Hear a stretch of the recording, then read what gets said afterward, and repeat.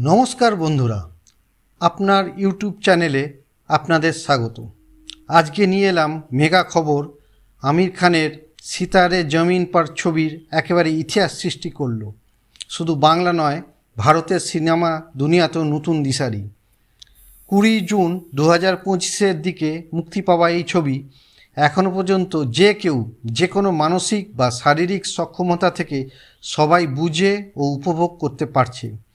প্রথমবার কোনো ভারতীয় সিনেমায় যুক্ত করা হয়েছে ক্লোজড ক্যাপশন, বধির ও শ্রবণ প্রতিবন্ধীদের জন্য, অডিও ডেসক্রিপশন, দৃষ্টি প্রতিবন্ধীদের জন্য। এগুলো ইউজারদের পুরোপুরি সমান সুযোগ দিচ্ছে। নানা ধরনের দর্শকদের জন্য সত্যি বড় চমক।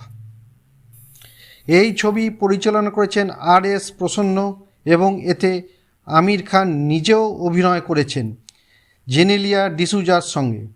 এটা যা এনেছে তা শুধু সিনেমা নয়, এটি সামাজিক বার্তা।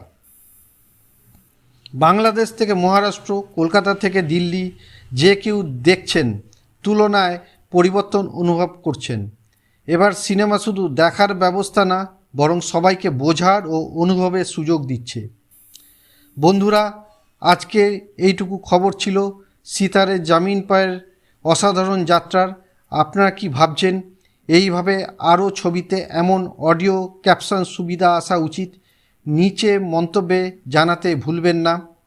ভিডিও ভালো লাগলে লাইক দিন, চ্যানেল সাবস্ক্রাইব করুন। আর আজকের মতন বিদায় নিলাম। পরের ভিডিও ভীষণ চমক নিয়ে ফিরে আসছি। তখনও পর্যন্ত সুস্থ ও ভালো থাকুন। দেখা হবে আবার। নমস্কার।